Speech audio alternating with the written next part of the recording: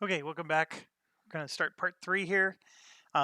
So what we did was we just wrapped up the enemy attack phase. So we had the fast attack, where we went with our F-16 and our Apache. Then they got to attack, which really only meant two were in range, and that's intentional, right? We're trying to avoid their attacks. And then now the slow attack happens, and that's where our Shepherd gets to do his attack. So now the good news is that the AH-1, or this is a UH-1, he has a speed of 0 or 1. The Apache has a speed of 0 or 1. So we can choose to just stay where we are, which is what we did. Now, if you choose to move there, you're committing that next turn you're going to move into that hex. So be careful about that. So the plan all along was for the Shepherd to take out this truck. And I'm looking over to see what weapons we have. We could choose to do a cannon, but that would be silly. So we're going to go with this BGM-71. It's good against vehicles and bombs. And I need to roll a 7. Okay, I rolled a 4. All right. However, the pilot himself gets a +2 when he's inside of attacking a target in his own hex. So that becomes a 6, and then the truck adds 2 more, and that becomes an 8. And 8 is greater than 7, says the 3rd grade teacher. So we took it out, and we even paid the bill. We took it out and made it pay the bill. How about that? So this truck is now toast. Okay, so everything's going according to plan except for this dang APC up here. All right, so we have to keep repeating this this block until the turns run out or our aircraft leaves the map. So we go back to the top and we draw pop-up counters, which, remember, he's still high altitude up here, and that's a problem. So now I got to draw another pop-up counter. So being high altitude is not a great thing. And ooh, an infantry is coming out. So I rolled a 9, and he's going here. So let's show you what this guy does. We got an infantry that has 2 heavy attack and a range of 1. So that's not good. But the good news is with the ridge, we're still safe from him because I rolled a 9, so he popped in there. Okay, so again, enemy cover roll. I rolled a 3. So it says in the same hex with an aircraft, they would go to cover. Well, there's nothing alive in the same hex with an aircraft, so we're good to go there. And now we're going to move on to the fast attack. So I want to start with this guy here, and we're going to do 2 movement. 1, well, we can choose to go to low altitude, so I'm going to do that so we can stop drawing pop-ups. And then I'm going to choose to go 1, 2, and I'm actually going to stay in the space with all of this nonsense, which could be a stupid move. But I'm going to drop 2 more MK20s to make sure it's less stupid, right? So let me put the MK20s up there so you can see them. So I need to roll 6s. And please give me feedback. Like, how well can you see that die? Like, so I have a little screen that shows me what the camera sees. I can see a 6, but it looks tiny. Like, it looks like you would need to squint to see it. But maybe you guys can see it a little better than I can once it gets onto YouTube. All kinds of things change. The resolution, the quality. So I'm going to try to roll over here, although it's a little messy. We're going to roll for the pesky APC, the one that's been shooting at us. Let's roll for that one first. And I rolled an 8 and a 5. Now that you can see a lot better, of course. I should probably get maybe a little dice tray to put in there. The 8 and a 5 are immaculate because I only needed a 6 to hit, and in fact I only needed a 5. So this APC is destroyed, and it's a pop-up, so it just goes back in the counter. It doesn't count as anything. And then we keep going, right? And so I'm going to go for the infantry. And I barely made that one. That was a 4 and a 1, but his +1 gives me a 5. So infantry down. And, oh, I forgot to, we're down to 4 turns. Okay, and so I'm going to move this a little to the side, give me more room to roll. Let's put that marker in view so you can see I need a 6. And there's a 10, and that was a 6. So the storage is down. And now the truck, which I get a +2 to my roll. Didn't need it. And the truck goes down. So I cleared out that whole area, and it's looking marvelous. So just a reminder, if we get it down to less than 17 points, we will knock the battalion down to half strength. And we are currently at 2, 4, 7, 8, 9, 10, 11, 12, 13. So we've already accomplished that. So it's not impossible. And this is where, you could get really risky because, like, I didn't need to send 3 helicopters or 3 aircraft here. You could have chosen to go after 3 missions this turn. That's the part that gets a little dicey. Like, how much do you want to, put your aircraft at risk? I mean, with the MK20s, you can see how devastating they can be, but it only works if they're all clustered in one hex. It doesn't work so well if they're not. And so you have that issue, and then you have the issue of, you're just taking a lot more risk because you may not completely destroy a battalion on a particular turn. But okay, so now I'm going to move on to me here, and I'm going to go ahead and shoot at this next building, but this time I'm going to use two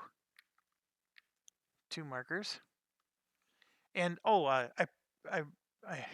really funny because when you're recording it, sometimes your thoughts get discombobulated. Not every aircraft carries MK20s. Of the 3 that we had, the only one that carried the MK20s was the F-16. And that's another important point to point out. And that's why I said the F-16s are pretty nice. The F-35 Lightnings were also super nice if we would have played the Afghanistan mission. And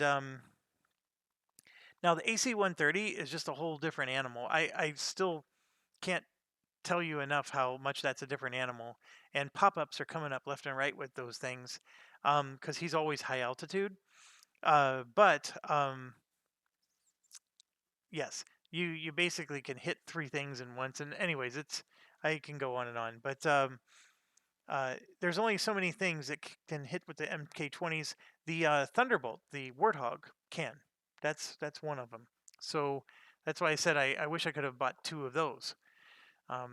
And normally, if I would have played this mission, I would have bought 2 of those. However, I took transport helicopters because of this weird expansion thing that we're trying out.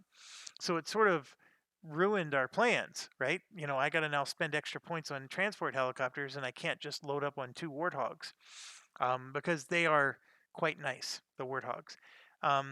They're as good or better than these F-16s. Okay, so with that rant out of the way, my other fast is the Flash, and like I said, I'm going to use 2 of these, and so let's roll and see. I need a 4 to hit, but remember I get a -4 to my roll because of the building. And oh my gosh, I'm going to miss with both of them.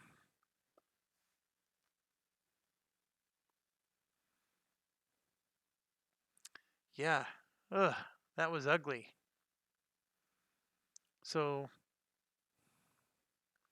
I didn't get the other building, unfortunately. And I even expended 2 ammo to do that. So yeah, that's how that crumbles there.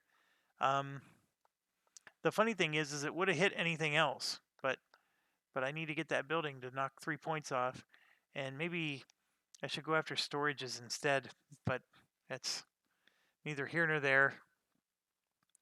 Okay, so now it's their turn to attack, and there's nothing on here that can hit us. These guys are all 0, 0, 0. This guy can hit 2 away, but the ridge is in the way. So nothing's happening on their attack, and that's the way you want it. So now we got this guy's turn. He's still hovering on this little hex here. At the moment, he would have to shoot something that's 1 space away, and I just realized I made a mistake. He would have started the game here, not here. And here's why. That weapon that he used to kill this truck had to be 1 space away. You can't shoot that weapon in your own space. So nothing would have changed. I mean, there was nothing here or here that could have, well, maybe there was an infantry that could have hit him. Yeah, there was. There was an infantry there. So where would he have started? Ooh. I would have ended up putting him here then. So instead of hitting this truck, he would have hit this, but instead of that truck attacking him, he would have not gotten attacked at all. Ah, that's a lot of retconning. What did I roll for this truck? Because I know I got to add +2, but I don't think I needed it. If I remember correct. Oh, no, I did. Because I rolled a 6, and then I needed the +2 to get to 8. If you're okay with it, I'm going to just leave the game as is. But just understand that this was an illegal kill. I can't hit something that's in my hex. And let me pull up the weapon. See that big red 0? Range 0 is off limits. So that was a mistake I made on that one. He should have been here. He could have done that if he was there. But then this infantry would have gotten to attack him. Screw it. Let's draw another light hit.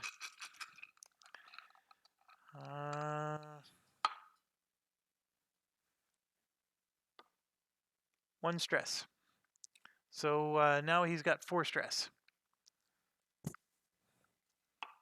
All right, so finally it's retconned properly.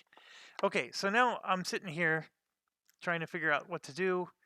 Now, another rule clarification. If he was here and my F-16 was here, then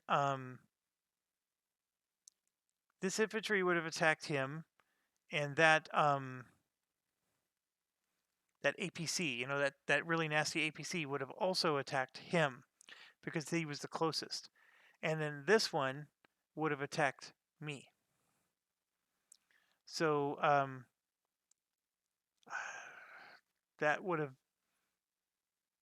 2 of the 3 had an no, one of them had an F-16 of 2 stress, and you could have taken it off. Remember, we talked about that. So the F-16 would have been hit by this truck, a light hit.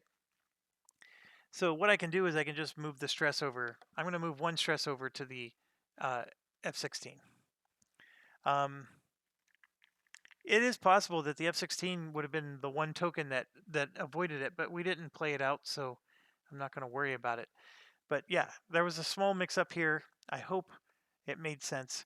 I hate it when that happens, but okay. So I'm sitting here, and I'm going to go ahead and try to hit this storage with this. And I rolled a 4, and I get to add a +1. That's not enough to hit. So that's the challenge with these particular missiles. They're not very good. And yes, I added a +2 last time instead of a +1, but I had an 8 and only needed a 7. So I know everything else worked out there. Okay, so we're having a hard time finishing these guys off now. And you're probably starting to realize that the Mohawk is the only one that's really killing anything, the F-16. The Apache is not quite as good as advertised, but it's better than the UH1.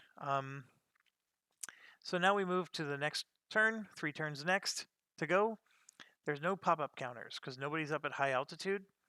The enemy cover roll is a 7, and that says 1 random hex. So 1 random hex in this game, in this situation, means you roll and it doesn't matter what you roll. So if I roll a 1 and there's no units alive there, then so be it. So this isn't like Field Commander Nimitz where you're rolling random, to anywhere where there's actually a unit that's still alive. Don't mistake that. So 1, 2, 3, 4. So here somebody would go to cover. The problem is neither of these are eligible to go to cover. Only this infantry or this infantry are really eligible to go to cover at the moment. So nothing happens there. And now we're on fast again. So I got this Mohawk. I have 1 Mark 20 left. That's it. And I can move 3 spaces, or 2. I'm currently facing this way, and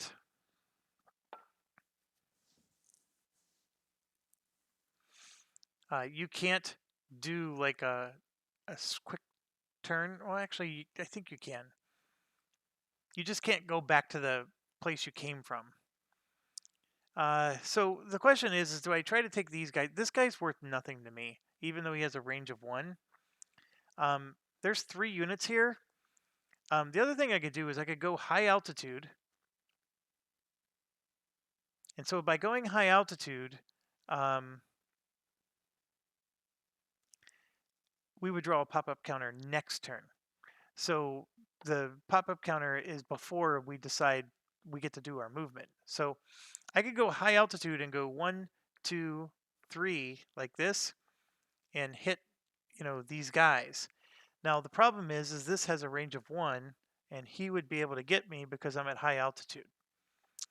That's the issue I'm dealing with here. I could go 1, 2, 3, and then go to this edge right here, and that's an interesting idea. So I'm basically, but see, I'm high altitude, so that means this guy can hit me. Yeah, that's not a good idea. That's silly. I think I'm going to have to leave these 2 alone. I'm pretty convinced we're not going to win this outright, but let's try. So I'm going to go 1, 2, so 1 to there, 2 to there, and 3 to there. And let me make sure that I really can.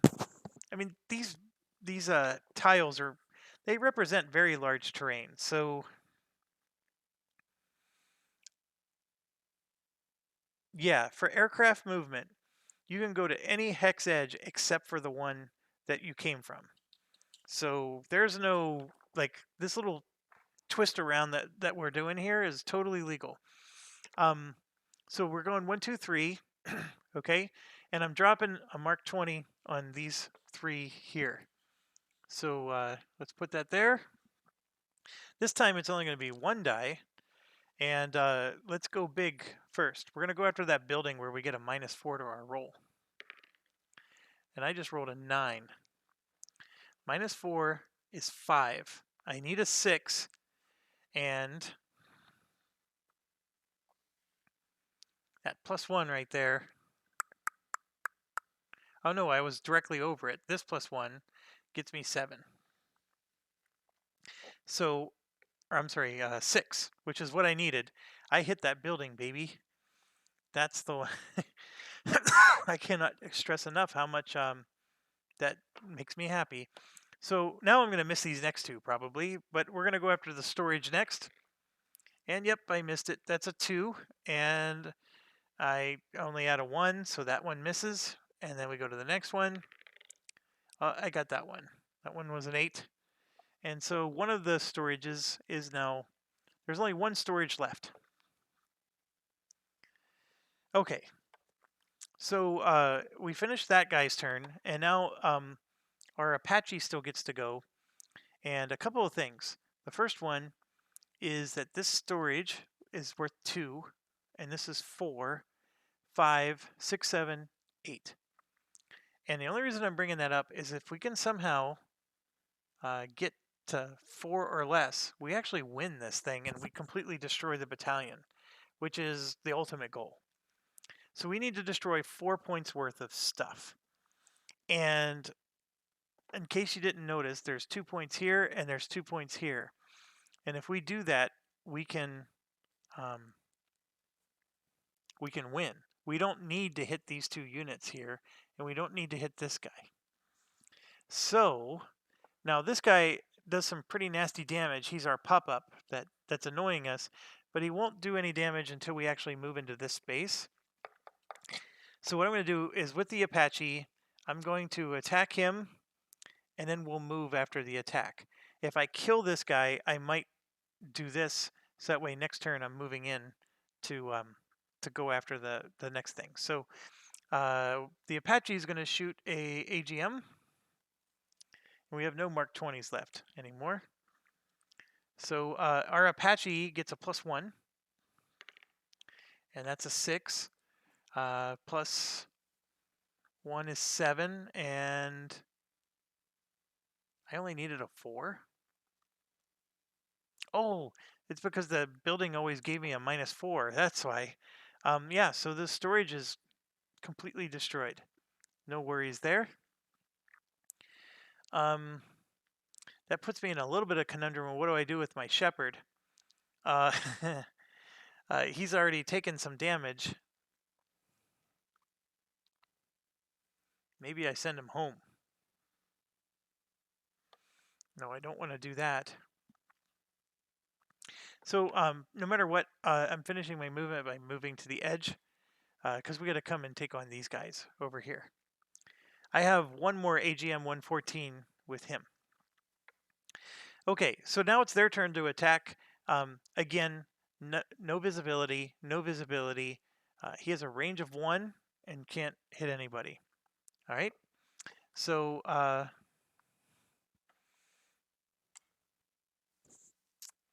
right, this UH1 gets to go, and I think what I'm going to do with him is I'm actually going to leave the mission. I know it's risky. I get that, but I just don't. He either needs to roll a 10 with his cannon, which I have no faith in, or he has to roll a 7 to hit from 1 space away. I also don't have faith in that either. And then this infantry does 2 heavy attacks. I don't have faith in that. So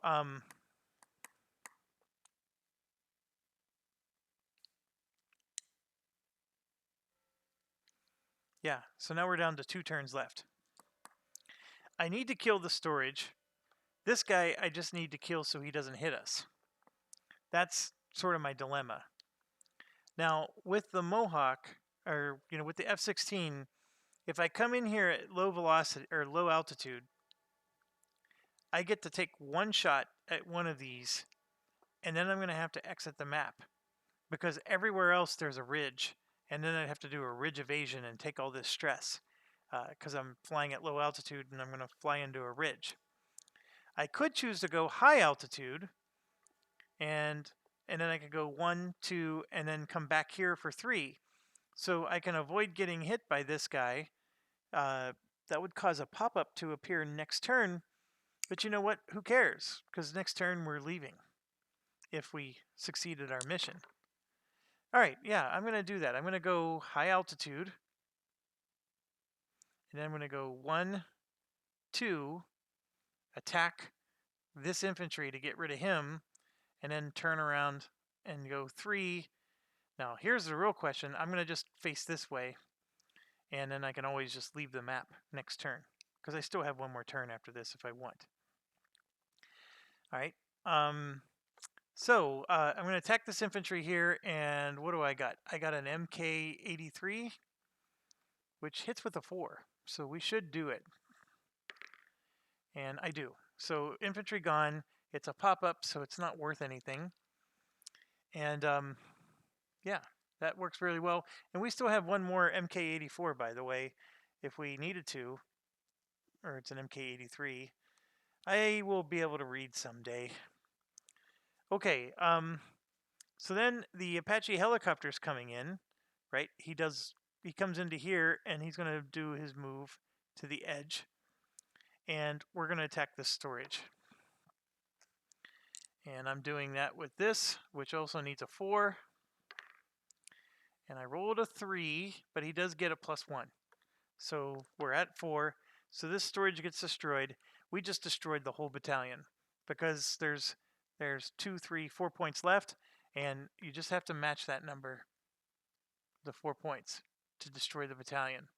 I wasn't expecting that. That was this was extra good, and the MK20s is what did it for us. No doubt about that. Okay, so the sorry, I'm thinking. Yes, yes. So this is the State of the Union, and we got to get out of Dodge, right? So we have to go down to 1 turn, and I have a die in the way here. Okay, so we do have to draw a pop-up counter, because I do have a plane at high altitude, and the pop-up counter is another infantry. And so we're going to go ahead and roll and see where that infantry goes. I rolled a 2. It goes way up here. And I know you can't see it really well, but the infantry it does 3 heavy damage, but it has 0 range. So basically he's worthless. I'm just going to put him back in the cup. All right, so fast move first. This guy goes to the edge. This guy goes to the edge to go home, and this one does go home. And by the way, this one went home at the end of turn 2. These two are going to go home at the end of this turn. We don't have to do a bingo roll. The reason they stay on the edge is because the enemy gets a chance to attack if they were still in range.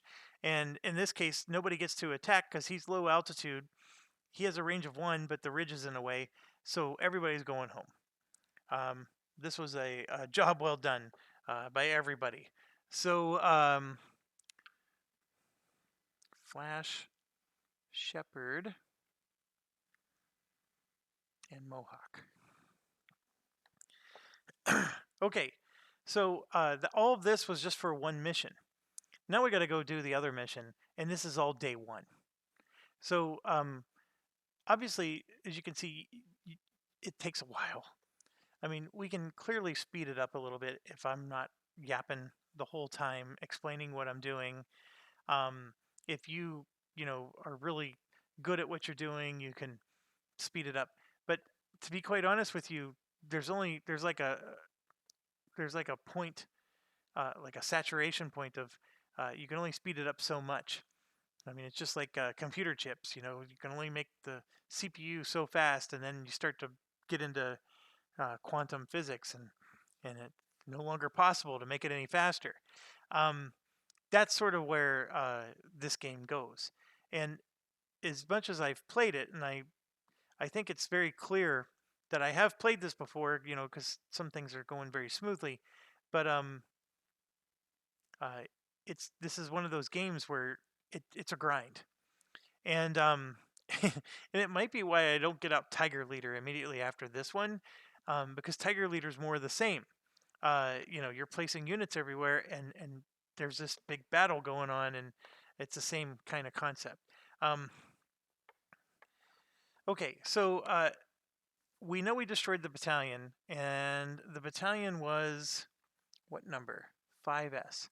So I take the 5S battalion, and you don't want to just put it back in the cup. It needs to go in like a destroyed bucket. And so I'm just going to go ahead and put it, over here. If I move this out of the way, You can see it's in this little box. That's a destroyed battalion, and we get all kinds of stuff for the destroyed battalion, and we'll grab that later. But what I like to do is we're supposed to do the other mission, and then get the experience points, right? So like we do the homebound here. Yeah. So let's do the homebound for this mission before we start the next mission. And we're not at the end of the day yet, but we'll do this. So adjust the battalion strength counter. So what that meant was it either goes to half strength or it gets destroyed. It got destroyed. Then we do a homebound mission event. So that's this. And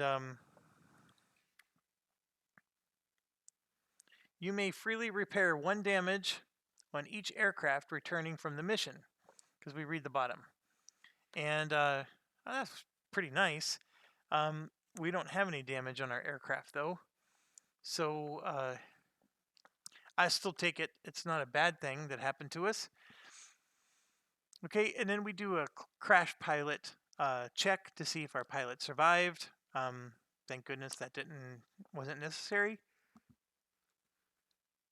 We record pilot stress.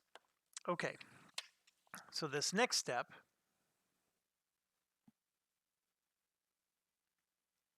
oh, I don't need this. This next step is if you look at the enemy transit, it's 2 stress to each pilot. So I'm going to grab 2 stress markers, and I have to give it to every pilot. Now, this particular pilot, the one that was in charge of the UH-1, he had stress from the damage, as you may recall, but he has 1 cool value. So he only gets 1 stress instead of 2, so he flips to a 4. But his stress still went up. That's the thing. Eventually, these guys are going to need some rest. The Fighting Falcon, he took 2 stress because his cool was 0, and the same for Flash. He took 2 as well. So you do that. Then next, record pilot experience points. Okay, I just want to check it one final time, make sure I don't get the rule wrong. Don't need to be prideful about, hey, I remember. So my memory tells me you get 1 experience no matter what for doing the mission. You get another experience because you destroyed the battalion. And then this here says you get a 3rd experience. That part I'm pretty convinced of. So let's see what this says. Give each pilot who flew the mission 1 experience point, whether they crashed or not. You also get experience due to the battalion card, which we did. We got 1. If the battalion was destroyed, each pilot gets 1 extra. If every unit in the battalion was destroyed, you get even 1 more. So that's not the case. We left 3 units alive. But if somehow every unit in the battalion was destroyed, we would have gotten another experience. I thought we got experience if nobody crashed.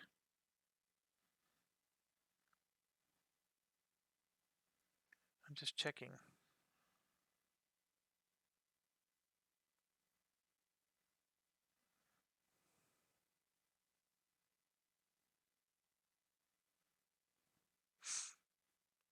Yeah, I guess not. That must have been a different mission or a different game. But yeah, it's very rare that you destroy all the units on the map, and the pop-ups don't count. But we would have had to destroy this, this, and this. And if we did, we would have gotten 1 extra experience. So that would have been 3 experience points. 1 for doing the mission, 1 for destroying the battalion, a 3rd one for wiping the battalion completely out. And then, of course, we would have gotten a 4th one because of this here. But instead, we're going to get 3. And 3 is still a healthy number. So now's when I get out the sheet. So this card goes away, and so I can put that up here to indicate that that's a defeated battalion, and it's another way of counting, victory points, because that's worth 4 victory points at the end of the game. Remember, we start with minus 15, so that's 4. And you don't have to like keep a tally or anything. You can just add up your cards at the end. The munitions that are on your aircraft, they go back now, but you don't want to do that though until you actually return home. And the reason is sometimes on the return flight, you'll have some kind of event where a plane is going to, an aircraft takes damage unless you eject munitions. So if you have leftover munitions, you can actually, get a bit of an edge, and it'll give you a bonus to your die roll, so you can avoid and mitigate any bad damage happening to you. So let's do the mission thing now. So on day 1, we took on 5S. So up here in this first box, you write 5S. And I know my hand's in the way, and it looks like 55. I don't know how better to do that S, but it's 5S. And then you do a slash, because I'm doing 2 missions. So you need to make sure you have room for the second mission. And then for this particular mission, we have Shepard, who's here. And Shepard got 1, 2, 3 experience. And another way to put it is I would actually write it here. Shepard got 3 here. I think that's the better way to do it, because he got 3 experience on day 1. He doesn't get to participate in any other mission. And then Mohawk also got 3. And then the last one was Flash. He got 3. So I'd write 3, 3, 3 like that. And then I come down here. Yeah, we started with 2. We spent 1 on munitions so far, but I like to do it like this. So I spent 1 on the first mission, and I'm probably going to spend 1 on the second mission, which is why you do it that way. We don't have any other thing yet. At the end of the day, we're going to get daily SO points. I'm not going to do that yet. But the target status is what I'm getting at. And so since we have 2 targets, I'm going to do the slash, and we destroyed the first one, and then I do the slash again, and here we gained 4 VP. So it can get a little tight, and like I said, there's extra boxes over to the right, so don't be afraid to use them. 8 days is the largest mission possible in this. I know I'm crazy. I'm doing a video for you guys. I could easily show the game in a 3-day mission, which is what most YouTubers would do. But this is the way I play my games. I want them all to be epic. I played Gloomhaven. I've played every mission 100 plus hours. It's just what I do.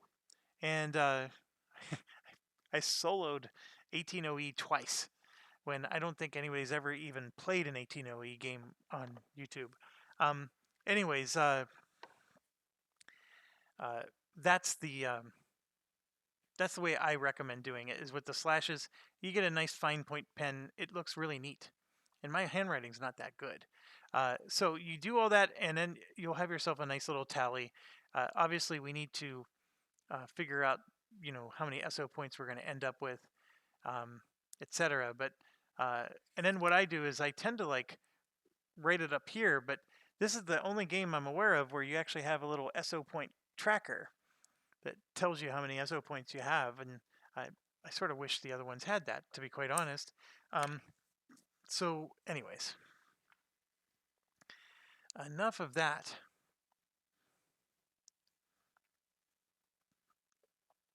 I'm just returning my my aircraft.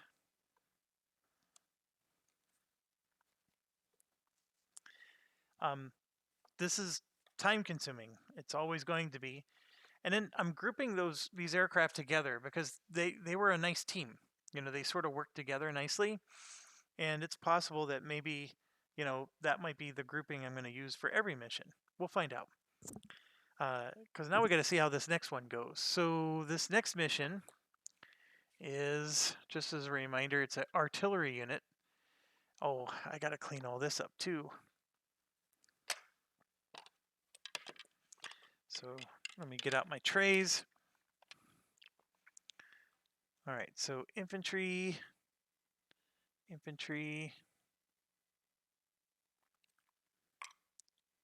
1, 2, 3, 4, 5, 6 storage.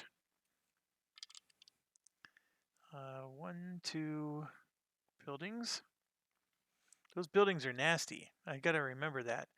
3, 4 trucks. The trucks are not nasty. I gotta remember that. Oh darn it! Where's my trucks? Here they are. And then AA site. It's sort of nasty. The APCs. See, like the pop-ups are way worse than the regular. So that pop-up had a range of 2 and did heavy damage. And look at this APC. He's like a little wimpy APC. So now their anti-air, their mobile anti-air though is pretty nasty. Look at that, 2 heavy hits, 1 range, and then their SAM is the worst. Oh, my fat fingers. 2 heavy hits, 3 range. So those guys are nasty when you get those out on the field. All right, then we take these, and just by grabbing them, you know, they're already shuffled by just grabbing them in a different order than you put them down. But I'm just trying to, you know, take pieces and insert them in various places and move them around. And now we got ourselves another shuffled deck. And let's start at the top. We don't have to do start of day. We're here on the target bound. So abort mission. No. Arm aircraft. That's right. We got to arm our aircraft. So what do we got? We got our Warthog, which is going to be like the F-16 in terms of our big Mk-20 guy. We have a UH-60, which is a Blackhawk. That's a new. And then we have our Apache. So for the Apache,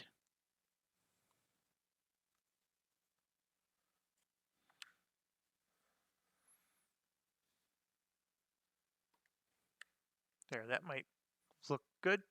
There we go. So we have a guy with an evasive of 1. So that's good. He's got a +1/+1. I'm starting to realize that maybe the Apaches, you need standoff ability for them, because you know those AGM-114 shoot from 1 space away. But remember, that was good against buildings and vehicles, and we may not have as many of those this time. In fact, what do we got? We have infantry, which are not buildings and vehicles. We have SAMs, which are, and the SAMs are the nasty, nasty ones. Scuds are vehicle, and SPAs also. So yeah, 3 of the 4 are vehicle. So we could safely assume that.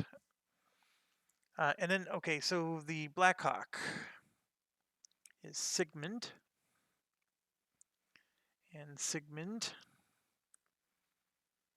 looks like that. And he has a cool value of 2. That's why I liked him. Holy cow.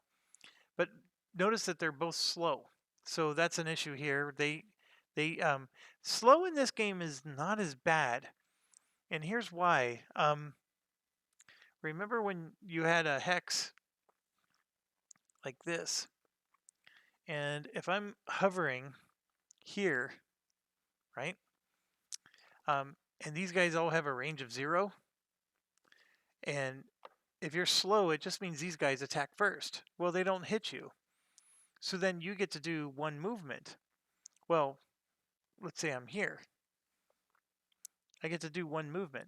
Well, they attack first and hit nothing, and I'm slow, so now I move into the hex after they attacked, and I get to basically make a free attack without worry.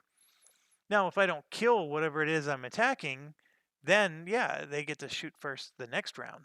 But it's not like Hornet Leader where sometimes, if you're not the one attacking first, then you got to absorb them hitting you. So it's a pretty interesting idea. It just changes the way you play, fast or slow. But I do have to agree, fast is more ideal because you're in control. But okay. So yes, the Blackhawk is slow, and I'm looking at his weapons. He has the AGM 114s. The M134 is that the cannon again. LAU 6168 are the rocket tubes. GAU 19 is another cannon. I think that's the 50 cal. AIM 92 are the crappiest of crappiest anti-air. And then fuel. Oh, fuel tanks. Okay, so the Blackhawk's not all that great. It's basically like the UH-1. It's serviceable. The one thing that it has, see how it says negate tax as AH1? When we're drawing those hits, remember how the one said F16, and if the F16 would have drawn that, we could have ignored it. What this is saying is that a Blackhawk gets to ignore any hits that say AH1 on them. So same as there. And then, yes, if you look over at the Warthog, they got the MK20s, and look at how much weight points the Warthog has. 14 weight points. You can just go in and have a chicken dinner while you're bombing them. They can do the MK8283, and then they can also do the GBU 12 and 16. So that's worth mentioning because we haven't seen those yet. But the 12 and 16, they the 16 takes 2 weight points and has a 0 to hit value. So and they're independent, meaning that you can just shoot a whole bunch of them all in the same turn, and just choose different targets. Because remember the Apache, we had the Apache helicopter. We had the issue of you can only shoot one at a time. Whereas with this guy, if he shoots these independent rockets, he can choose 3 targets and shoot one at each one. You got to have 3 rockets to shoot, mind you. You can't just split a one token. But um, that GBU 16 takes 2 weight points, also expensive, but it's a guaranteed hit. Now, if you shoot it against one of those buildings, it still works. It's just that you now have to roll 4 or better. The GBUs are just awesome, awesome bombs. And then the other one that where you roll 4 is still awesome. It's just that there is a small possibility you will miss, and you can carry twice as many of them. And since they're independent, carrying twice as many of those is awesome. I mean, you can basically sit on the map and just hit everything one hex away from you. It could get pretty Christmas-like.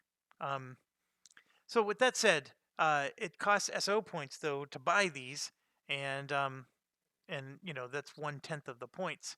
So you could only buy 10 of them for 1 SO point, but that's a glorious 10 GBU 12s. So I'm remembering that the Warthog is awesome, and the Apache is not so much. The Apache gets better when you get the upgraded Apache, and it has the linked ability and the +1 to all attacks. So I made the wrong choice. I bought 2 Apaches and only 1 Warthog. I should have done it the other way around. I should have gotten 2 Warthogs and 1 Apache. And the Apaches, they are cheaper than the Warthogs, but I'm realizing I don't need a Blackhawk either. Like this Blackhawk's no better than the UH-1. And if you say that term really fast, then it just sounds like you're going to not be qualified to be a kids show anymore. So it's just bad all around. And it was an awful situation in real life, and anyways, all of it's bad. But I made my commitment, so we'll make it work with the Apaches. I'm just not super impressed with them at the moment. They are definitely better than the Blackhawk and the UH-1, though. Okay, so GBU 12, GBU 16. All right, what are we gonna do? Well, I think we're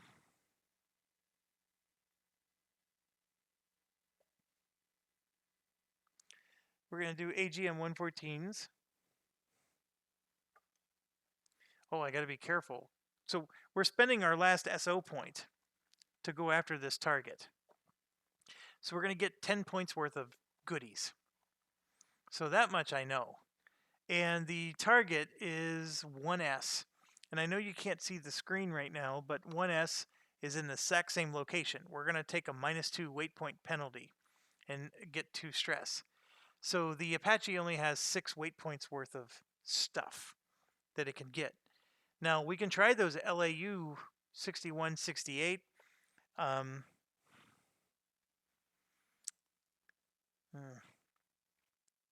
We'd have to go with the 68s, which are a minimum of a 6 to hit. The nice thing about those is that you can shoot those in your space. You don't have to be one space away. We have a lot of infantry in front of us.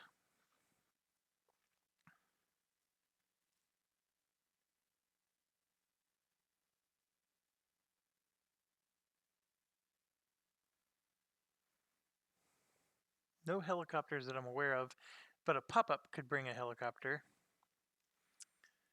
Well, let's equip the Warthog first. So we get to do 10 points of stuff on the Warthog, and the MK20s are our friends. So 1, 2, 3, 4.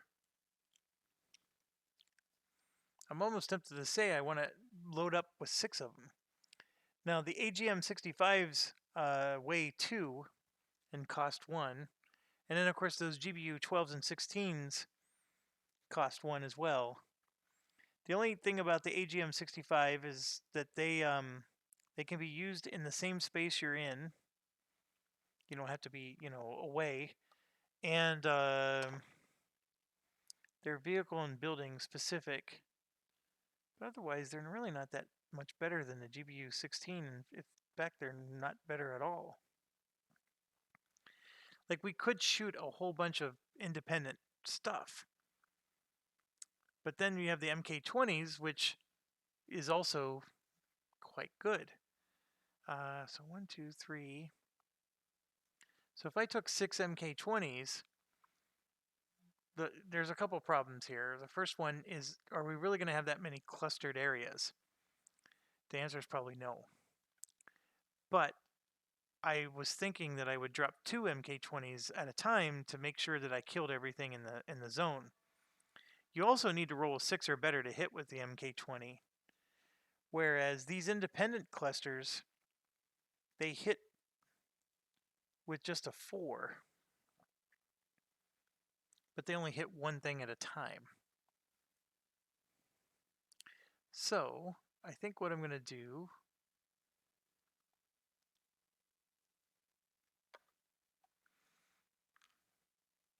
oh, and I forgot to show you, he's got the +2 if he's in the same location. So that does mean that if he uses these GBUs, he only gets a +1. If he uses the MK20s, he gets a +2 to each one.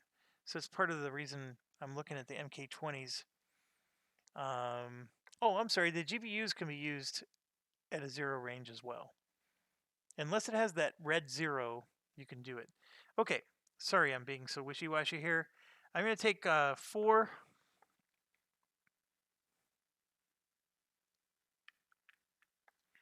I'm going to take 4 MK20s. My logic is there's probably going to be 2 really nice clusters that he can hit, And then I'm going to take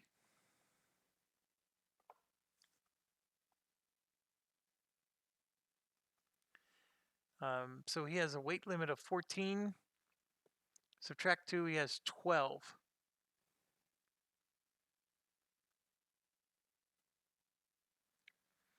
So I took 4.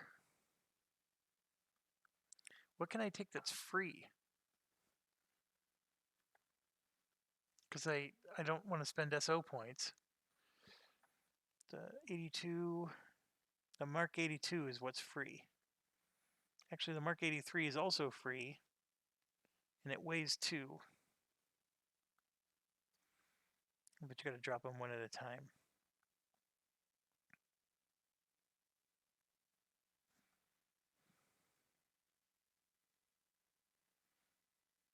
I still have 8 weight points worth of stuff.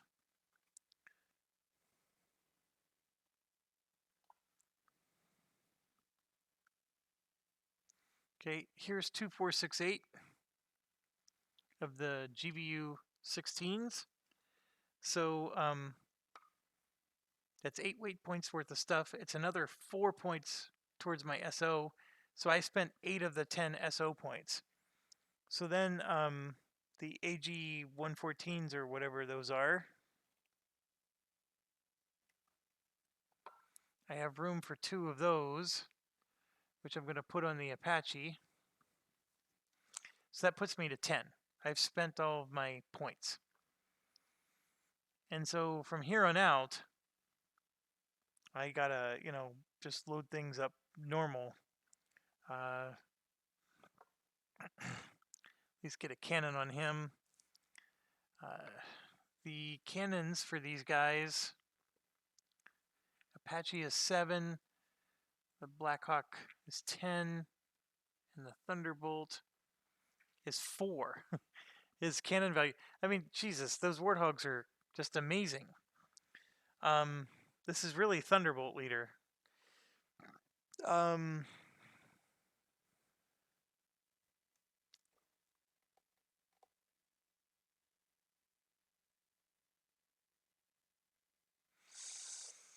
I just got to take all free stuff from here on out. So the LAU 68, maybe, I could even take ECM pod, or no, there's no ECM pods. Fuel tanks, maybe. AIM 9s are probably not even, nope, they're not free either. The AIM 92s are. Okay, so I can take 4 points for the Blackhawk. One of them is going to be the AIM 92, and then the rest will be the LAU 68s because they're free. The 61s are not free, and so there's 2 points there. It costs 2 weight points to carry that thing that barely hits. And so I'm going to load up with 2 AIM 92s. Why am I doing that? Well, largely because I just don't have a lot of faith that this is going to do much. I mean, I'm already looking at LAU 68s. I can only load 2 of them. The issue I have with this particular one is if we end up drawing pop-ups, we could get a helicopter. But I'm actually, to be quite honest, I'm not sure we're going to go high altitude. So, you know what? Let's just load 2. See if he can do something with 2 of them. And I'm not going to worry about the helicopters. And so, yeah, we have 2 here. And it's a weight limit of 6, so I can do 4 more. So I got to get 4 more of those. I don't even have that many tokens of these.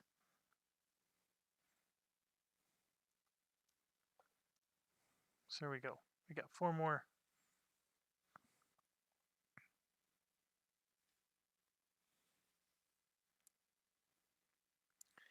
Yep, not really caring for the Blackhawk, but that's the thing. Those are the transports, and so they're helping us with these missions that we haven't drawn yet. Okay. So we did that. We got to do the target bound mission event. So let's do that. Reduce loiter time over target by 2 turns. Ay, ay, ay. So it's normally 5. Because of our event, it went up to 6, and now it's down to 4. So that wasn't very helpful. Oh. Oh, no. Yeah. That's where we could have transported, and then we could have ignored that, but that was a decision we needed to make a while ago. Okay, place the terrain hexes.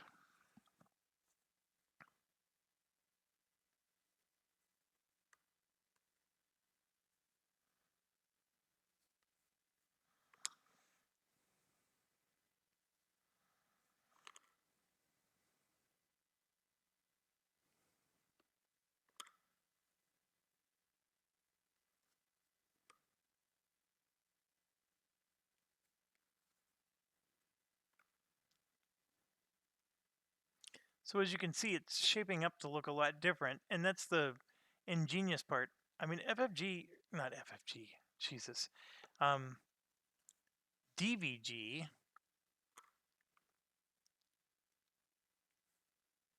they come up with some pretty cool ideas for solitaire games. And I give them a ton of credit for it because they don't always, because here's the thing, people will accuse them, "Hey, all you did was just reskin Hornet Leader and make Phantom Leader, and then you reskin Phantom Leader to make this." And there's some truth in that. They do reuse mechanics, but they always come up with a new mechanic. And like in this case, the way the ridges work, and the weaving in and out of the ridges. I mean, that's an awesome mechanic, and they came up with that exclusively just for this game. And when you go to U-Boat Leader, they have a really awesome mechanic for how to engage with convoys, and attack ships. Um, Even Field Commander Nimitz has an awesome island mechanic, and the way the battles work on the island. I mean, that's the game, and it's got a really good interaction between carriers and surface fleets. Um, DVG does some great things. Maybe they could help or could use somebody better at rule books. But even this rule book wasn't bad. It just, sometimes when it's bad, it's really bad. Okay, enough of that. So here's our situation. Let me move this to the left. And yeah, we got 4 infantry. So I'm going to roll 4 dice. Of course, I'm going to re-roll these 2. They fell in the divot of the game board. Okay, so first one is on 1, 2, 3, 4, 5. And next one is on 2. And then 9. And then 5. And I just realized I probably forgot to roll for cover a few times. The only people who could have done cover was infantry, so we're good. I'm thinking about the last mission still. Okay, so 4 infantry, 2 SAMs. This is the nasty one. So 10 and 9, and they're even right next to each other. That makes them more nasty. But actually, we got saved by the ridge here. Okay, and then what's next? 6 scuds. Yay. Here's 4 of them. Okay, where's the scuds? 1, 3, 7, and 4. And 2 more.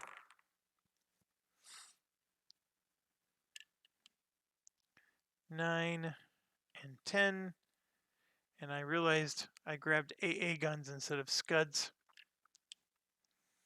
We don't want that nonsense. The scuds are 0 range, easier to kill. Okay, so that's what it's shaping up. So the MK20 zones are looking good. And then whenever you're flying a Warthog, this kind of stuff is really nice because you can You can swing through, right, and then swing out, and then just keep looping around. So you can get a nice run on them and not have to worry about going high altitude. Okay, after the 6 Scuds, 4 SPAs.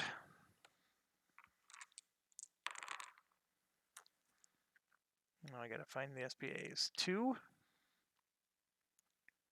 Is that a 1? Yeah. 1, 5, and 9. Boy, 9's a hot zone with Chuck Holton. Okay, so I can move my stuff out of the way. All right. Terrain hexes place enemy units, and then we get to place our aircraft. So we have 3.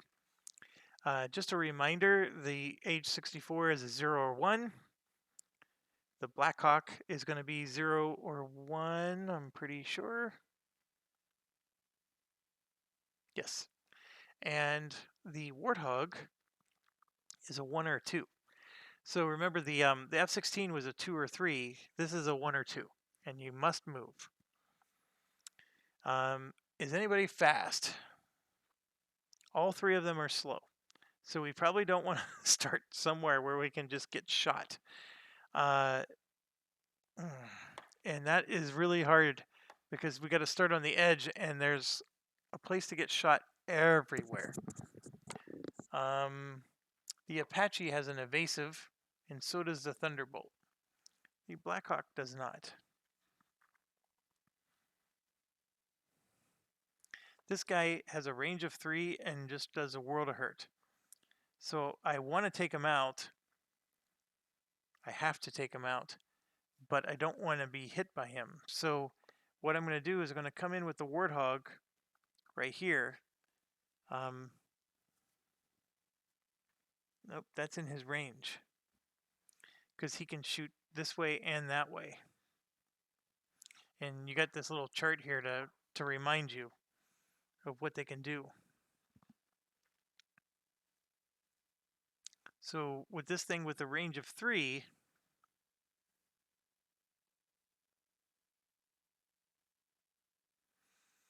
there's no way I can hit him.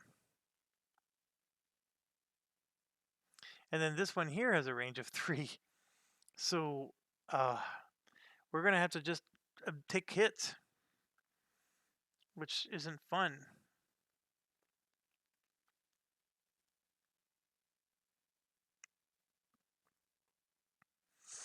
So, like, say, for example, I'm here.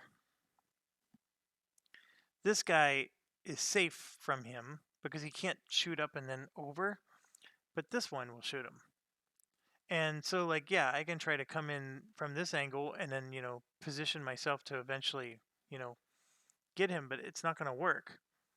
If I go here, I'm getting hit by both of these guys and this guy down here. This is just an ugly situation.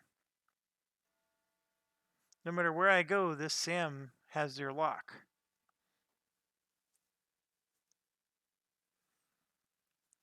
I mean, you could start here, but then you have 4 guys shooting at you. The funny thing is the self-propelled artillery and the Scud, if you'll notice, they have no attack. So they're like freebies. It's only these 2 here that are attacking. And let me show you.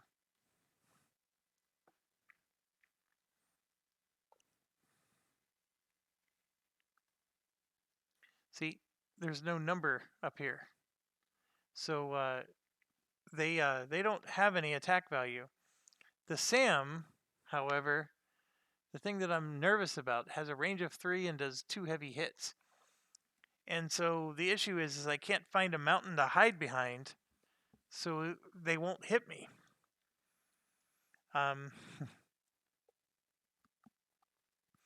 There's literally nowhere to go that's safe. So I have 2 strategies really then. I could come in here and get hit by... No, this guy doesn't hit me at all. The only thing that will hit me is one of these SAMs. And so then I can move here and drop my MK20 and kill them. But then I'm dealing with 2 infantry here that can kill me. But so that would just mean that my helicopters would have to do something about them. So I would need to do a coordinated attack. That's what I'm saying. The other thing is all 3 of us can spawn here, because again, only one SAM can hit you. That's also true here. Like, if we're standing here, only this SAM can hit you. And so by putting all 3 planes over here, or all 3 aircraft, no matter what, you're getting hit by one SAM. But then it becomes, what do you do? How do you mitigate from there? So I can move here, and then I can do a bunch of independent shots, right? And shoot 1 hex away, and I can hit the SAM over here. And I'm just making sure that my independent shots, can I target multiple hexes? I think I can. I mean, this should be the value of an independent. But it could just mean that you still have to pick 1 hex and you're just independently able to hit multiple targets. It's a little tricky that way.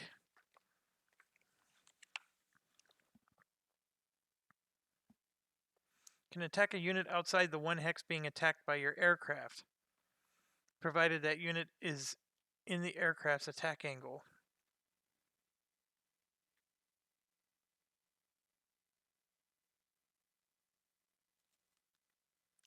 Oh, and you know what? I'm realizing with my Apache, I only targeted 1 building at a time. I could actually target 4 buildings. It's just that I have to use a different counter for each one. That was my mistake. This is not as restrictive as you would think. And it's not as restrictive as I just made it look in the last mission. So, my apologies there.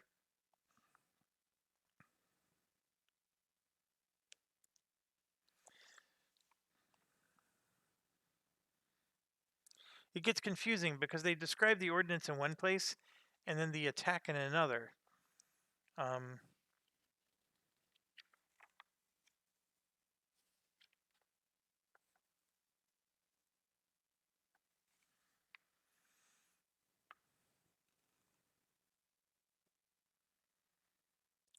You must declare the target of all attacks when you expend weapons or attack an enemy unit with cannons.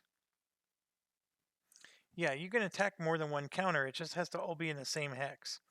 The independent lets you attack counters that are not in the same hex of your main attack. That's what the independent is.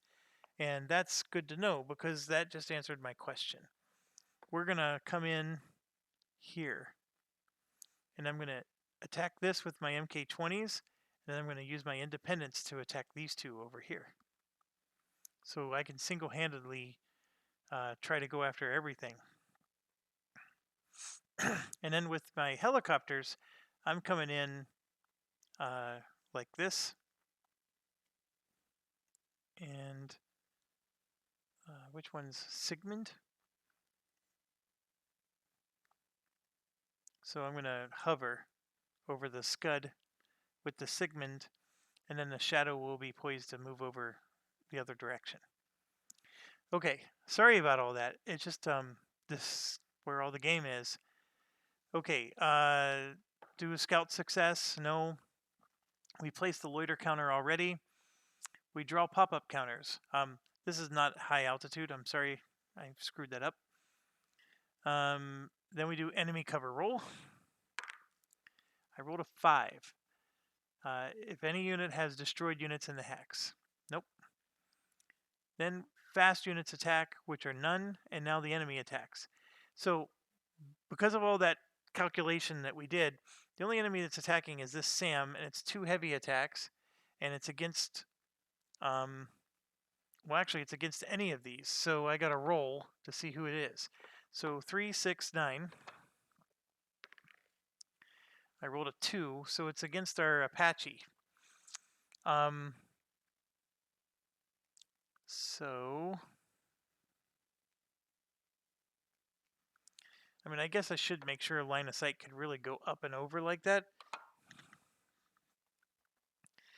I'm sure it does, because I would want the same thing if I was playing. It does get wonky, doesn't it? Where's the line of sight? They actually have a couple examples.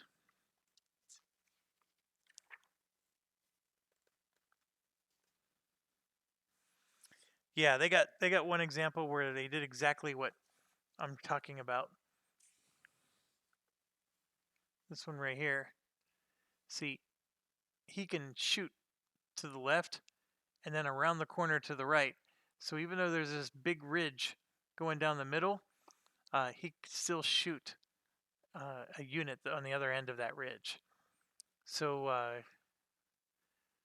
you just can't go directly through a ridge, but you can go around as long as it's level. Okay, so yes, they can definitely hit me, and I'm not looking forward to this, but I'm taking 2 heavy hits with the, boy, I should have gotten an ECM pod. All right, so this is nerve-wracking. The first one is a structure damage. Okay, and then it has a little asterisk, which all structure damage does, by the way. And I haven't explained that one, but basically, a structure damage goes here, like that, and then this would go back into the cup. And you take 3 structure hits and then you crash. But the good news about a structure hit is it doesn't make us lose ordnance or anything like that.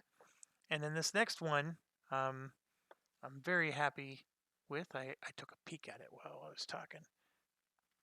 2 stress. And yes, I'll take that over damage any day. So 2 stress on our Thunderbolt guy. Oh, we had evasive. Damn it. That meant that the structure hit. Let me see if I can find it. That structure hit would have been reduced to a light hit.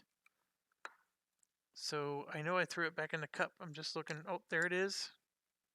Nope, that wasn't it. That one was it.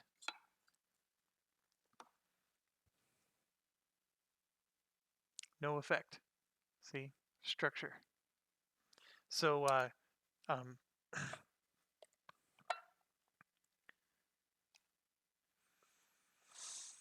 and again, in case you're wondering, like, how was that possible? You always there's so many things you have to check in this game, but I have an evasive of 1, so 1 heavy hit gets reduced to a light hit.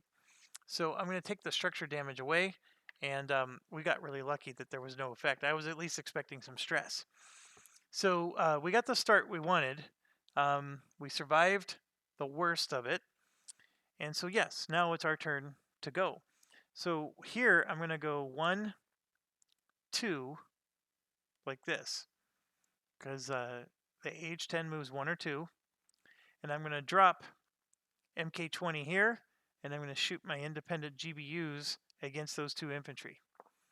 All right, and so I'm dropping 2 MK-20s because I really need to destroy those guys, and then the GBU is going to be 2 of them, 1 for each infantry, right, and the other hex. So that's what I'm doing. And the GBUs are, I don't have to roll. You can see it's a 0. It automatically hits. And there's nothing that those infantry are doing to reduce, so both infantry are gone. The hard part is I just spent 2 weight points to be able to do that. But that's an awesome situation, because these infantry were poised to hit me here, and then my Apache there. They definitely needed to be gone. And so now we can focus on the other targets, which are going to be juicy.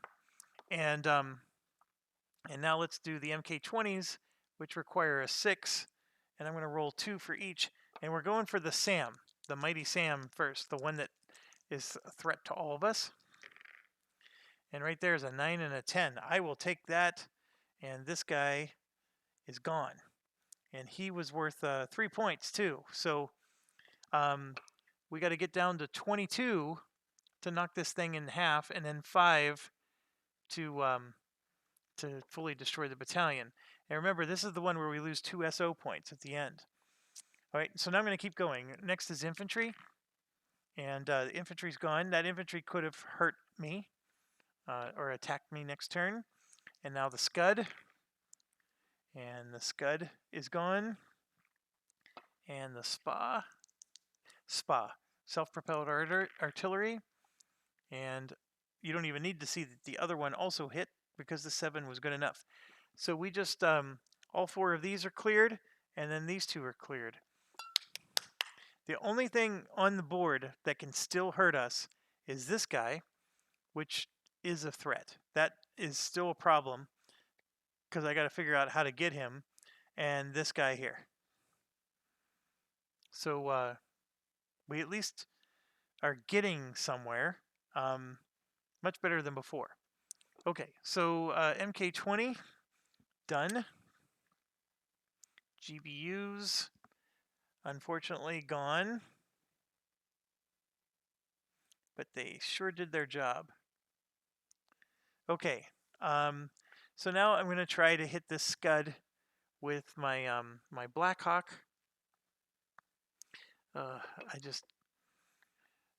YouTube's gonna totally tell me that I'm using abusive language, and all I'm trying to say is Blackhawk.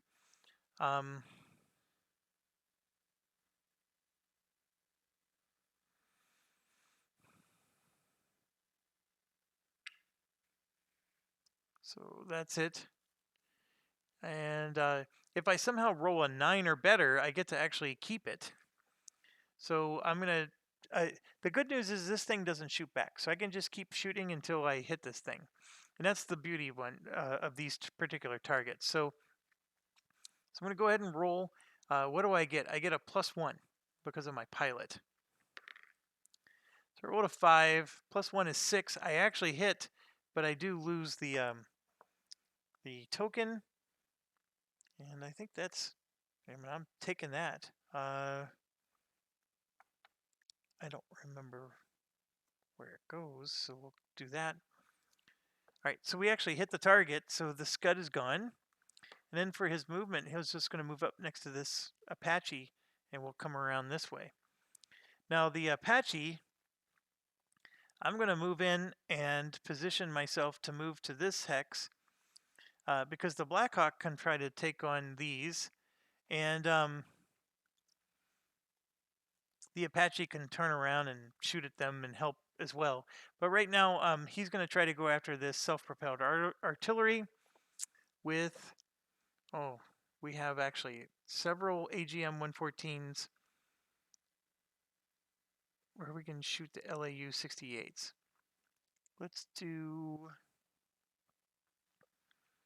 We'll do an AGM 114, which is a 4.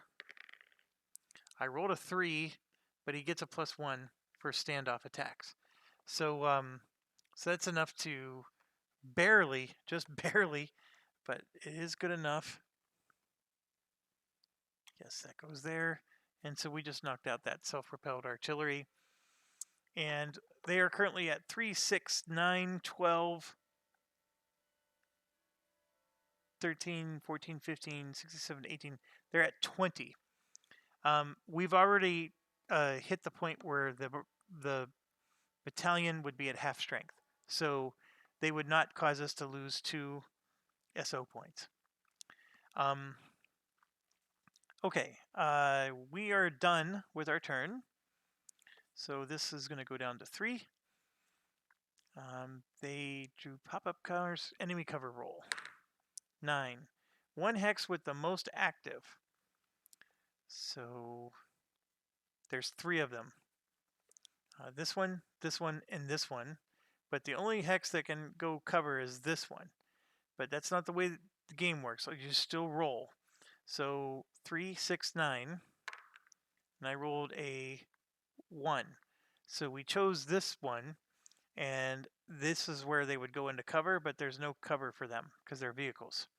So, nothing happens there. Now it's their turn to attack. This guy is deadly, so he can go 1, 2, 3. Oh my gosh, he could attack me, couldn't he? I didn't even consider that. Yeah, he can. Jerk. I guess I'm going to have to take the attack. I didn't realize that. I do have one evasive, so I get to reduce one of them to light damage, and so I will do that one first. So it is 1 stress, and this is not the A10, so I do take the stress. This is the Apache.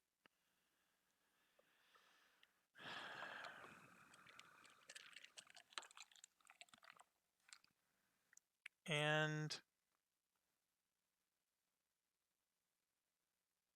the cannon. So the cannon, it's a -2 to my cannon roll. And it's a persistent damage, meaning I gotta pay to fix that. At the end of the day. So, but yes, I normally can hit with a 7. Now it's a -2, so it require a 9. And that's unfortunate. I wasn't expecting that. So now, yes, now we do our regular attack, and I'm going to go for this 1, 2, like this, and I'm going to shoot an independent at him because I can't do an MK20, but I can do an independent, and I still have 2 of them left. So I'm going to shoot one at him, and since I have one more, I can shoot. Oh, you know what? No, I can.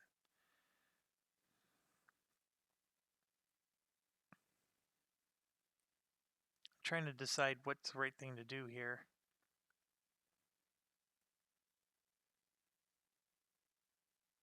Yeah, so I'm going to shoot 2 of them, and they both automatically hit. This one is for the Sam, because I definitely needed to get rid of him, and the only other infantry that can hit us is here, so I might as well take that one out. Now, the problem is I'm poised to leave the map, where I have to go high altitude, so I may end up getting a pop-up, because there's only one way to go, and once I get to here, I'm in trouble if I don't go high altitude. So, but I'll cross that bridge when I get there. We're at 3 turns left, and so now we go to the Blackhawk. So I'm going to move in, and we're going to hover with him, and let's use this. Let's see if we can get lucky again and get another hit. It went way off the edge of the table, but it is a 6. And he adds a +1, which makes it 7, and it's not enough to keep it. But we do hit, and I'm happy with that, because getting 2 hits with those is pretty good. So we would have gone after the most prized one. And then here, we do have to move into this space, but I'm going to choose to hover. Or am I? Yeah, I can actually choose to move to the next space. So I'm going to do that. What I'm worried about is this guy here. The BH may, he's down to nothing but his cannon now, so he's going to have a hard time hitting this because he has to roll a perfect 10. So, but what I'm going to do is, because I'm here, I have nothing else to shoot at but this. So I'm going to help him out. And the LAUs can shoot 1 space away. So can the AGM 114s. I will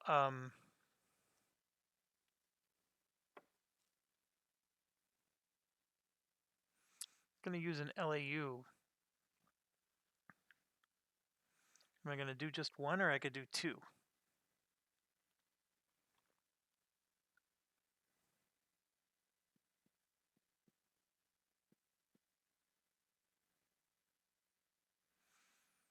I only have 3 turns left. So I'm going to do 2. But here's the problem. It means the Blackhawk is basically not going to be able to hit anything else the rest of the mission. But I'm not sure that I care. I mean, he took out 2 things, and that was good enough. So I'm going to roll, and I didn't need to. I rolled a 10 for Pete's sakes. So I keep it, and then I will roll for the other one because I could possibly keep that, but I did not. So I lose one of them. And yeah, I destroyed the self-propelled artillery back there.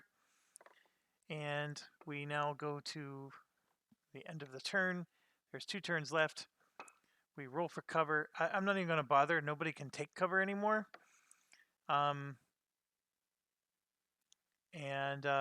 there's no need for pop-ups yet. So we're good there. So now it's our turn. And the BH, I think, has no choice but to try to leave the map. So he can only move to the edge of the map because he was hovering. And he only has 1 movement. So he moves to the edge of the map, and then he'll be able to leave by next turn, which will be the last turn. The BH is going to come, or the Apache is going to come in and try to go this way, but we're going to shoot at this guy while we're in the space that we're in. And what's he going to use? We can use an AGM 114. Yeah, we must. So we're going to do that. And I rolled a 10. So we just took out a 3-pointer. How close are we to less than 5 points? There's still 8 points on the board, so we don't have the battalion destroyed yet. But that's going to change right here because I'm going to go to high altitude, and I can move 1 or 2. So I'm going to move, or no, I'm going to stay low, and I'm going to move 1. Well, this is actually going to work out perfect. And then I drop an MK20 on this guy. But there's no guarantee I'm going to hit because I got to roll 6. That's a 5. And my Thunderbolt leader in the same space gets a +2. So that's a 7. We definitely got it. And that's 3 more points down. And now the battalion's destroyed. And what we're going for here is we're trying to wipe out the whole thing to get that extra experience point. So this is pretty exciting. All right, so now we move down to 1 turn left. The Blackhawk is going to escape. And the Apache is going to come in and it's going to move in and go to the edge, which will allow it to escape. But in the meantime, it's attacking the self-propelled artillery. And I have 2 LAUs I'm going to use. I actually have a 3rd, but I'm going to hold on to it in case the mission, the stupid card makes me do something crazy with it. But I'm going to roll 2 dice, and I get a +1 to my die. Oh my gosh. Oh. What if I would have rolled a 3rd? The 3rd wouldn't have mattered either. So it's a good thing. I missed with both. So we're going to miss out on an experience point because this guy stayed alive.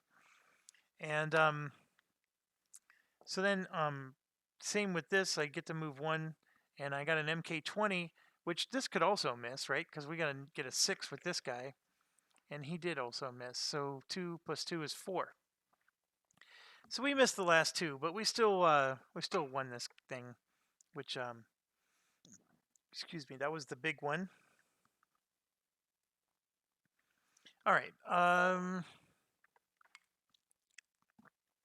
Homebound.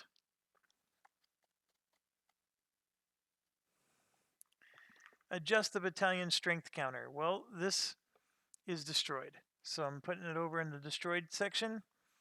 And we're going home, and there's a anti-aircraft site. inflict 2 light hits on each aircraft that does not expend a weapon counter. And so with my Apache, I saved a weapon counter. So I can expend that. With the BH, I can expend a cannon counter.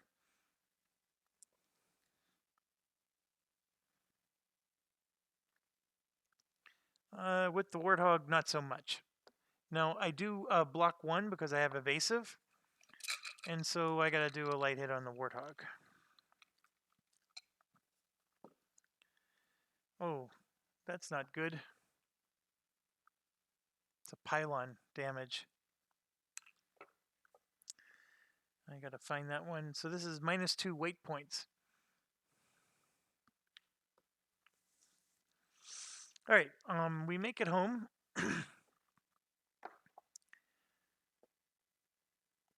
We didn't have to do any bingo checks, which is good. And we record pilot stress. Well, all 3 of them get. So this pilot guy here, this is out. This one has an evasive of 1. So I get one stress with him. So I'm just going to flip that over to 2. All right, this guy has a cool of 2, so he gets no stress at all. Probably one advantage to having a BH. And this guy has 0 cool, so he's going to be the king of stress. And that's the 3 stress. What's next? Experience points.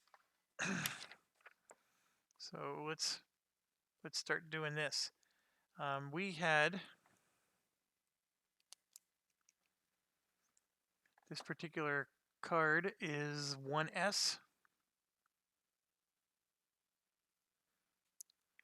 So looks like a 15, but there is no double digit anything. Well, actually, there's a 10A. It goes up to 10, 11. Yeah, I don't think it goes to 15.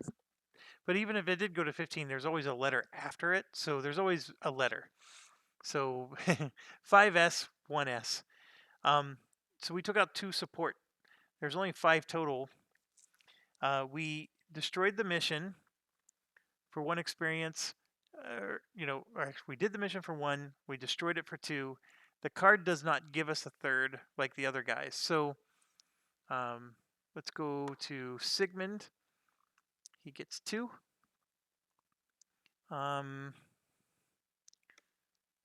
Shadow gets 2. And Buck gets 2. So that's what we got for day 1. And I never even checked. Like Apache, Shadow here needs 7 to level up. I just assumed that 2 and 3 was not enough for any of them to level up. That's probably true because they're all skilled. Now, if we took the newbie guys, oh holy cow! Look at this.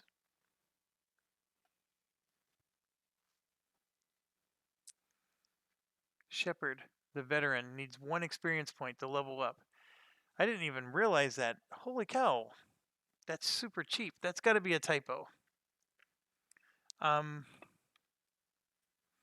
So he became a legendary already.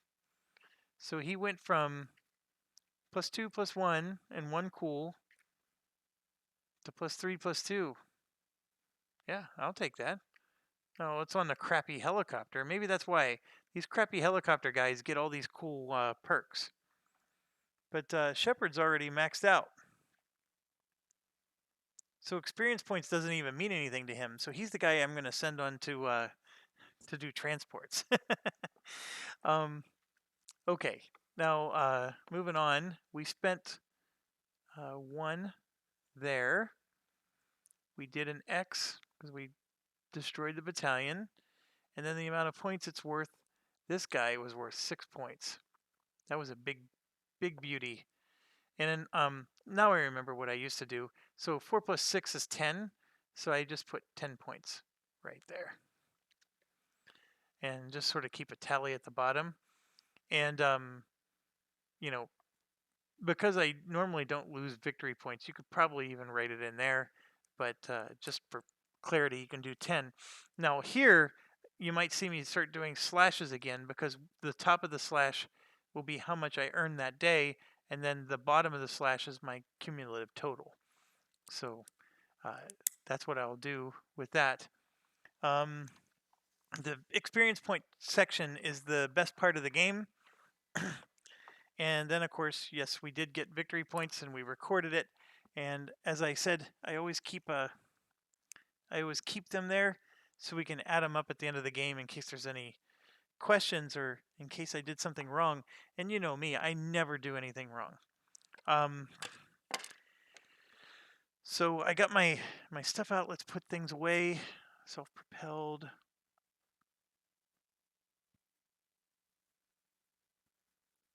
Why can't I find the self-propelled? Maybe because it's all of them. I know this was all the scuds.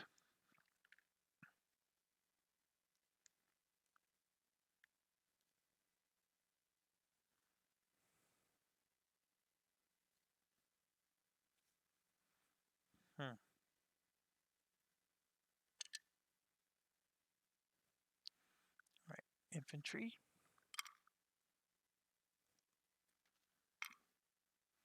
Self-propelled. And the SAM goes there. Okay, we got all that put away. We got to get these guys put away.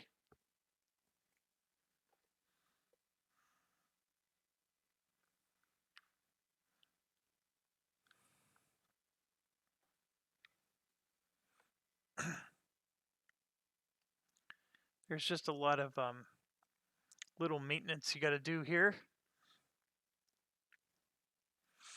I'm going to be ending the video, so if you guys are chomping at the bit to get out, I'm just wrapping it up, making sure I finish day 1, and there's a few more activities to do, so stick around for that.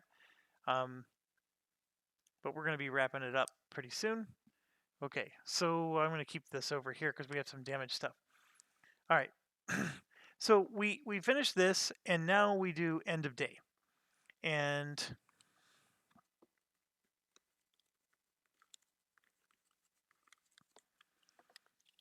just start shuffling that while we... So first thing is no fly stress recovery. So no fly stress recovery basically just means that if you didn't participate in the mission, you get you recover 2 stress. You get to take 2 stress off your pilot, and that, I'm sorry, it's in addition to anything that the cool would do. So if he has 2 cool and didn't fly a mission, he would get to take 4 stress off. 1 cool, he would take 3. Okay, we get special option points. Now that's based on our card, this one. So we get daily +4 points. So so I'm gonna go ahead and do that right here and move us up to 4 points, which is already 2 more than we had yesterday. So I'm happy with that, but we're gonna have to repair things. It's not, life's never fun. Now we move enemy battalions, and this is actually a very big step. So we're going to be dealing with this section here. And every battalion that's there is going to, we're going to have to roll for them. And what's even worse is we have to look at their cards. Because the cards sometimes have rules that change. Like, for example, this one says add 2 to this battalion's move rules.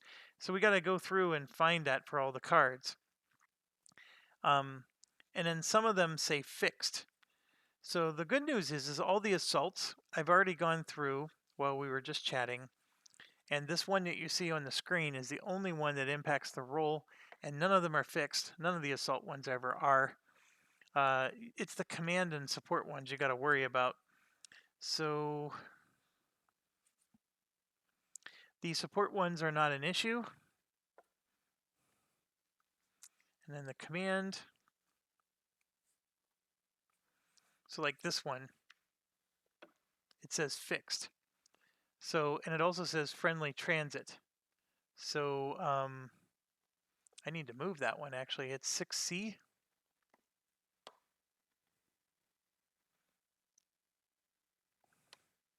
I put it in enemy transit. It's in friendly transit. So that one doesn't move. So it's a forward base in our on our side here. Here's another one that's fixed, and that's 5C. So this guy's fixed. So what I'll do is I move him over maybe to the left, and then that's it. So everything else can move. And the fixed ones, of course, when you attack them, they're going to have a lot of buildings and such. So DBG did a really great job of making sure that whatever units you engage are going to be thematic with, you know, the key words that were used. Now, just as a reminder, when we do this roll, we get -2 for the assault battalion move. So what DBG did here is they gave us 18 extra VP worth of enemy battalions, which is a lot. So we're getting slaughtered or overwhelmed by a whole bunch of extra battalions, but they're going to move a tad slower because they're going to get -2 to their roll. So we're not going to experience them charging in, you know, all the way up our lines. But if we roll 10s for them, they're still going to move. So that's the thing to understand. And then the support battalion only gets a -1, but because we chose the North Atlantic, this is World War III basically, we add 2 to the mobile support and mobile command. Now, what it means by mobile command is just any of the command that can move. So we're adding 2 to all of those, and so the command will move. And just so you know, that actually is a good thing, because the mobile command is in the back, way back here, and that's -4 weight points. That's 3 stress. It's really painful to get that far back, and if they move closer to the front line, that means we can pick them off and not have to pay as much of a price to do it. That's, I think, one of the tricks to winning this expert game is realizing, you know, those little nuances. So, okay, I'm going to just set these maybe like this. So, well, you got the gist. I think we're going to have to just live with it the way it is. There we go. All the text is there now. All right. Well, there's no other way to do it other than just start at the front and keep going. I think the 6C was fixed. The forward base. Yeah, this one's fixed as well. So we're going to move this guy over. He doesn't move. But we roll for everybody else. Now, what do we check against? Well, when we roll, the chart is... I would swear the chart was right here. Oh, right here. The chart's right here. So, again, I know it's difficult to see, but basically an assault battalion will go backwards on a roll of 0 or less. They'll hold on a 1 to 4, and they advance on a 5 or more.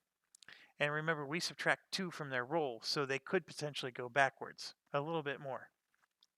Support, backward on a 0, hold on a 1 to 6, move forward on a 7. Command, backward on a 1 or less, hold on a 2 to 7, advance on an 8. If any of them were at half strength, you subtract 3 from the roll. So this one's for 11A. That's a 9, which is awful. But we subtract 2, it's a 7. It doesn't change anything. It advances. So now we're going to lose 1 SO point because of this. And thank goodness we have 4.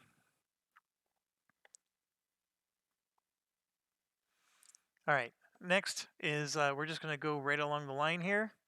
This is an assault. I rolled a 3 -2. It's going to hold. 10A. That one advances. Advance. Advance.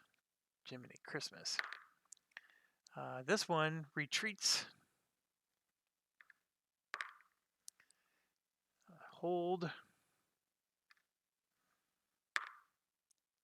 Hold. And then 9A. Oh, yeah. 654 holds. Now this guy's to the left because he was one of the ones I flagged that we want to. Oh, hold on. He's the one that gets he gets a bonus to his movement. I pulled that one out. Add 2 to his roll, so he got an 8. So yes, I flagged him because he's more susceptible to moving forward, and he just did that. Okay, so we did the front line. Now we're in the back. That's a hold. No, that's a move forward. That's a retreat. No, that's a support. So we said that they would get a +1. That's a hold. Next one is a support. So that becomes a 5. That's a hold. 8. This one moves forward.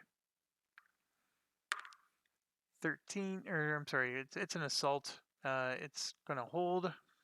Oh no, we already rolled for this one. So that would be 3C back here. That's a 4. And then they said the command gets how much? -2 from assault battalion move rolls. Add 2 to mobile support and mobile command. So we add 2. So it's a command that rolled a 6. That's still a hold. Another hold. And another hold. So they all held. Even though there's a greater chance of them moving forward, they didn't. And so, yeah, that's our new landscape. You can see they've progressed towards us. So it might be in our best interest to get rid of this and start plucking away these guys in the transit zone. That those first couple turns, you got to get rid of the ones that have the really nasty special effects. And we sort of did that. So now we can sort of relax. Well, there's no relaxing in this game, but we can now start focusing on pushing back any of the guys that are moving up the front line. All 3 of these are assault, so there's going to be a good chance of them, getting into this zone. They do get a -2 to their roll, so they're being held back by this particular scenario a little bit, but we're still overwhelmed with more than we can handle. I mean, we're probably only going to be able to take on 2 of these again. So we're not going to be able to do more than 2, I don't think. Anyways, let's go back. Now it's replacements. Okay, next up is replacements. Replacements is you lose victory points to replace your aircraft that got destroyed or pilots that got killed. I don't remember off the top of my head, but I think it's like 2 victory points for the aircraft, 1 victory point for the pilot, or it could be the other way around. Then we can repair aircraft, and then priority R&R is I think it's 2 SO. It's over here actually. Replacement is 1 victory point per pilot, 2 per aircraft. You can actually destroy one of your aircraft that's totally undamaged to fix another aircraft.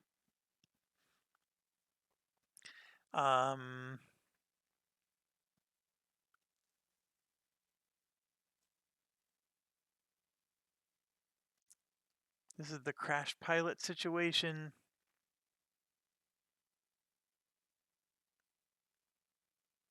Oh, priority R&R right here. 2 SO points, and then everybody gets -2 stress. Sorry, the cards were covering up where I was pointing at. This is where the replacement section is, and then the priority costs 2 SO points, and then all pilots get -2 stress. But you have to spend 2 SO points to do that. I don't really want to. And then for repairs, it's interesting that they didn't list that anywhere. So now I got to get out the rulebook just to look up what repairs is. I think it's 1 point for each red unit, but we'll find out. So I'm going to end up with exactly as many SO points as last time.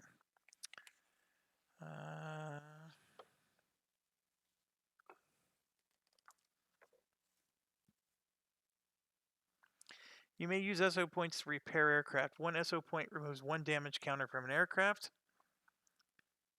And you can fly a mission with damaged aircraft as long as it didn't crash, regardless of damage. So we could choose to live with it, but I'm not sure I want to. The pylon, yeah, that stinks. And the -2 cannon, I could probably live with that, but it's usually wise to repair everything. So I'm going to do that, drop down to 2. And we advance the day counter. So when I get back, we're going to start day 2. So that was what? An hour for setup, hour plus. Almost